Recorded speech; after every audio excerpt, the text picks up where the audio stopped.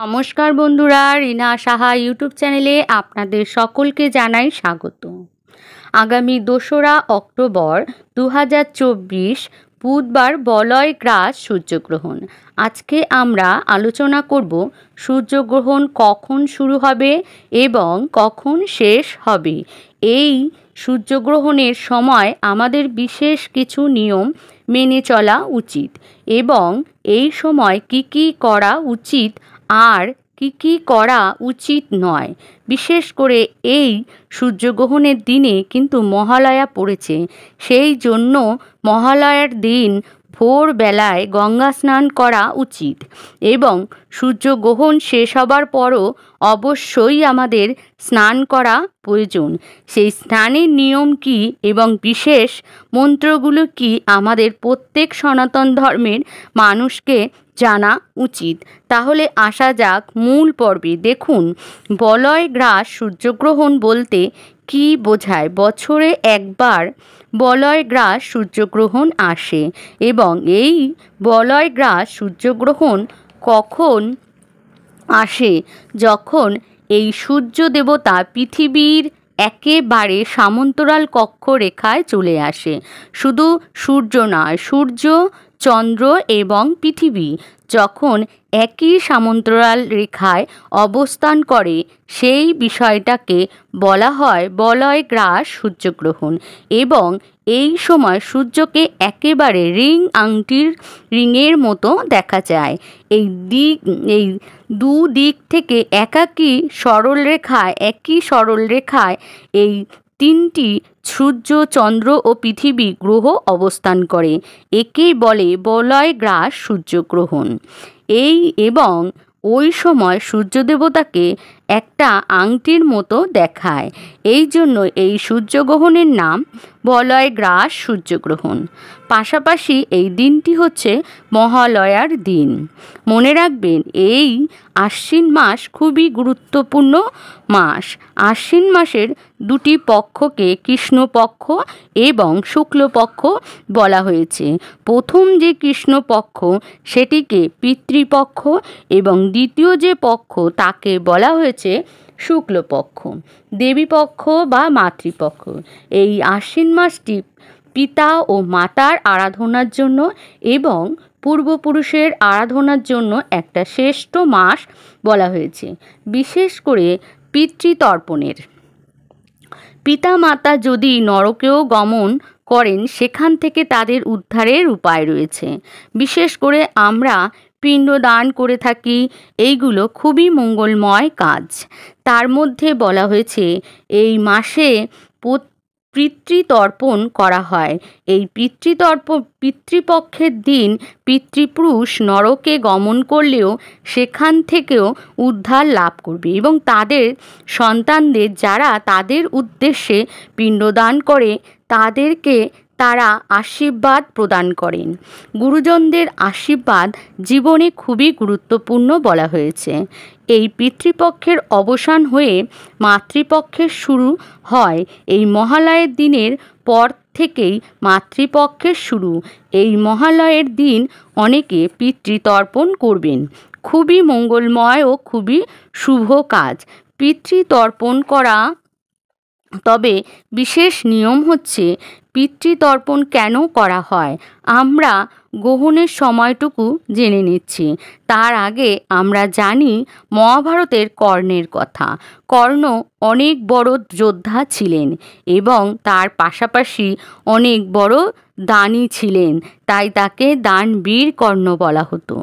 দান করার ফলে অনেক পুণ্য সঞ্চয় করেছিল, কিন্তু মৃত্যুর পরে তিনি স্বর্গে গমন করেছিলেন। সেইখানে তাকে খুব সুন্দর এই প্রাসাদ বা মহল দেওয়া হয়েছিল। খাবারের জন্য কোনো উত্তম ভোজনের ব্যবস্থা করা হয়নি। খেতে দেওয়া হয়েছিল মুনি, মুক্ত, ধন ইত্যাদি। তখন কর্ণ দেবরাজ ইন্দ্রের সাথে দেখা করল এবং বলল, এ কি হচ্ছে আমার সাথে? ইন্দ্র বলে, কেন? তখন কর্ণ বলে, এত ভালো একটা ঘর দেওয়া হয়েছে কিন্তু কোনো খাবার নেই। তখন ইন্দ্র বলে, তুমি অনেক দান করেছো, এটা খুবই ভালো, তবে তুমি কোনো দিন পিতৃপুরুষের জন্য কোনো দিন তর্পণ করনি, সেই কারণে তোমার জন্য কোনো ভোজনের ব্যবস্থা করা হয়নি। তখন কর্ণ বলে, এখানে আমার কি দোষ? আমি তো জানতাম না আমার পিতা মাতাকে এবং কারা প্রকৃত পিতা মাতাকে। যখন জানতে পেরেছি তখন যুদ্ধের সময়। এরপরে আর বাবা ও মায়ের উদ্দেশ্যে পিতৃতর্পণ করা হয়নি। তখন ইন্দ্র বলে, এটি একটি নিয়ম, তোমাকে অবশ্যই পিতৃতর্পণ করতে হবে। এখন পিতৃপক্ষ চলছে, তুমি পৃথিবীতে গিয়ে পিতা মাতার উদ্দেশ্যে তাদের পুজো করো এবং পিতৃতর্পণের করো। তারপর স্বর্গে ফিরে আসলে তোমাকে ভোজনের উত্তম ব্যবস্থা করা হবে সেই পুণ্যের ফলে।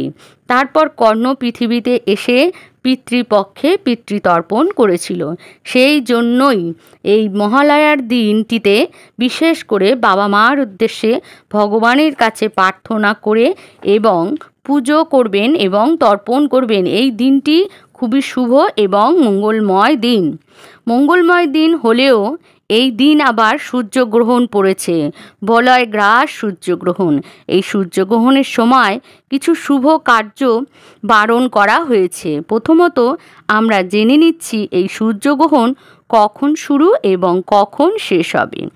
সূর্যগ্রহণ শুরু হচ্ছে 2রা অক্টোবর 2024 বুধবার রাত্রি 9:13 থেকে শুরু হচ্ছে সূর্যগ্রহণ এবং থাকবে মধ্যরাত্রি 3:17 পর্যন্ত। মূল যে গ্রহণের স্থিতিকাল হচ্ছে 6 ঘন্টা 4 মিনিট পর্যন্ত এই সূর্যগ্রহণ থাকবে। কিন্তু বিষয় হচ্ছে ভারত এবং বাংলাদেশে বা এশিয়া মহাদেশে রাত্রিকালে কেন সূর্যগ্রহণ হবে না? সূর্যগ্রহণ তো দিনের বেলায় হওয়ার কথা, কিন্তু সূর্যগ্রহণ আমেরিকা এবং উত্তর আমেরিকা ওই সমস্ত দেশে এই সূর্যগ্রহণের প্রভাব পড়বে। ওই দেশে যেহেতু দিন, তাই আমাদের দেশে তখন রাত্রিকাল, সেই কারণে আমাদের এখানে দেখা যাবে না। তাই এই সূর্যগ্রহণকে বলা হয়েছে বলয় গ্রাস সূর্যগ্রহণ। এই সময় কি কি কাজ করা উচিত এবং কি কি কাজ ভুলেও আমাদের করতে নেই, এতে জীবনে কিন্তু অশুভ লেগেই থাকে। প্রথমত যে কাজগুলো আমাদের অবশ্যই এই সূর্যগ্রহণের সময় অথবা মহালয়ার সময় করা উচিত, প্রথমত ভগবান বিষ্ণুর নাম করা উচিত, ভগবানের মন্ত্র জপ করবেন। এই গ্রহণের সময় মন্ত্র জপ করলে অনেক শুভ ফল লাভ করবেন। এই সময় আপনারা রামায়ণ বা মহাভারত এবং গীতা পাঠ করতে পারেন।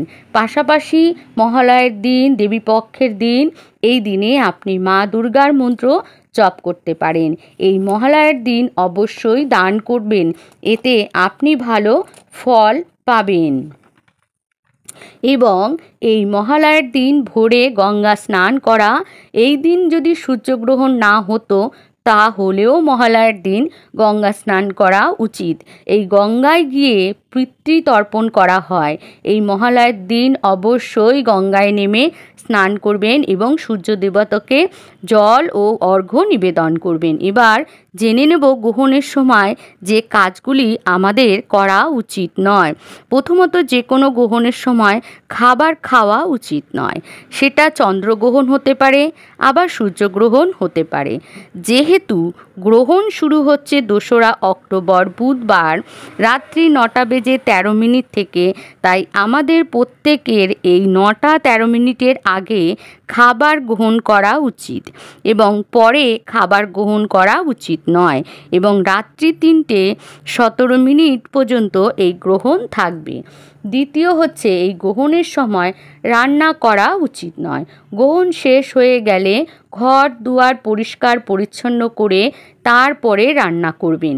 তৃতীয় যে কাজটি করবেন না সেটি হচ্ছে তেল মাখা উচিত নয়, সর্ষের তেল বা রূপচর্চাও করাও উচিত নয়, এটাকেও অশুভ বলা হয়েছে। তাছাড়া এই গ্রহণের সময় দাঁত ব্রাশ করাও উচিত নয়। এই গ্রহণের সময় পরনিন্দা পরচর্চা করা যাবে না, একে খুবই অশুভ বলা হয়েছে। যে কোনো শুভ দিনে বা চন্দ্রগ্রহণ বা সূর্যগ্রহণ, এই দিনে ভুল করেও লোকের নিন্দা করবেন না এবং এই সময় স্বামী ও স্ত্রীর মধ্যে সহবাস করা নিষেধ করা হয়েছে। এটিকে অশুভ বলা হয়েছে। এর কারণে যে সন্তানের জন্ম হয় তার দ্বারা জগতের অকল্যাণ হয় এবং সন্তান সারা জীবন অসুস্থ হয় এবং অসুখে ভোগে। এবং অমাবস্যা এবং পূর্ণিমার সময়ও যৌন সঙ্গ করা উচিত নয়। এবং গর্ভবতী মায়েদের কী নিয়ম পালন করা উচিত? গ্রহণের সময় গর্ভবতী মায়েদের কখনো বাইরে বেরোনো উচিত নয়, বিশেষ করে রাত্রিবেলায়। বিশেষ করে বলা হয়েছে গ্রহণের সময় খারাপ চিন্তা করা উচিত নয়, খারাপ চিন্তা থেকে দূরে থাকা উচিত। অনেকে বলে থাকেন গ্রহণের সময় পুজো করা যাবে না। এই কথাটি সম্পূর্ণ ভুল। কারণ শুধু গ্রহণ নয়, যত বড় অশুভ সময় আসুক ভগবান বিষ্ণুর পুজো করা যাবে এবং ভগবানের পুজো আরাধনা করা যাবে। যেখানে ভগবানের পুজো হয় সেই সময়টা তখন পবিত্র সময় হয়ে যায়। ভগবানের ঘণ্টার ধ্বনি হচ্ছে এবং শঙ্খের ধ্বনি হচ্ছে। এই ধ্বনি শুনে অশুভ শক্তির বিনাশ ঘটে যাবে। তাই আপনারা ভগবানের আরাধনা করবেন। তবে যেহেতু ভারত বাংলাদেশ এখানে সূর্যগ্রহণ আংশিক, তবে যারা গর্ভবতী মায়েরা তারা অবশ্যই এই নিয়মগুলি পালন করবেন। আর যেহেতু আংশিক সূর্যগ্রহণ তাই এই নিয়মগুলি না পালন করলেও চলবে। তবে গঙ্গা স্নান করতে হবেই, কারণ গ্রহণের পরে আংশিক হোক বা পুরো হোক গঙ্গা স্নান প্রত্যেকের করা উচিত। এবং এই দিনটি মহালয়ার দিন সকাল সকাল ঘুম থেকে উঠে গঙ্গা স্নান করবেন। শুধু গ্রহণের সময় বলে না, যে কোনো সময় গঙ্গা স্নানের নিয়ম এবং মন্ত্র। প্রথমে গঙ্গায় হাঁটু জলে নেমে আত্মশুদ্ধি করতে হয়। পূর্ব দিকে তাকিয়ে সেই মন্ত্র হচ্ছে ওং অপবিত্র পবিত্র বা সর্ব অবস্থান গর্ত হরিপ্রিয়ে যৎ শরত পুণ্ডরীকাক্ষ স্ববাচ্য অভ্যন্তরে শুচি। এই মন্ত্রে নিজেকে শুদ্ধি করতে হয়। দ্বিতীয়ত গুরুদেবের প্রণাম মন্ত্র উচ্চারণ করতে হয়। যে কোনো ধর্ম অনুষ্ঠান করা হোক না হোক কেন, গুরুমন্ত্রবিহীন সেই ধর্ম অনুষ্ঠান সম্পূর্ণ হয় না। সেই গুরুদেবের মন্ত্র আপনারা উচ্চারণ করবেন এবং স্নান মন্ত্রটিও আপনারা উচ্চারণ করবেন। এবং যারা এই মন্ত্রগুলো বলতে পারবেন না তারা 3 বার গঙ্গা গঙ্গা বলে স্নান করে নেবেন। নাম উচ্চারণ করেও স্নান করলেও গঙ্গা স্নানের ফল লাভ করবেন। বন্ধুরা, আজকে এই পর্যন্তই। নমস্কার। আর একটি ভিডিও নিয়ে অন্যদিন আবার দেখা হবে।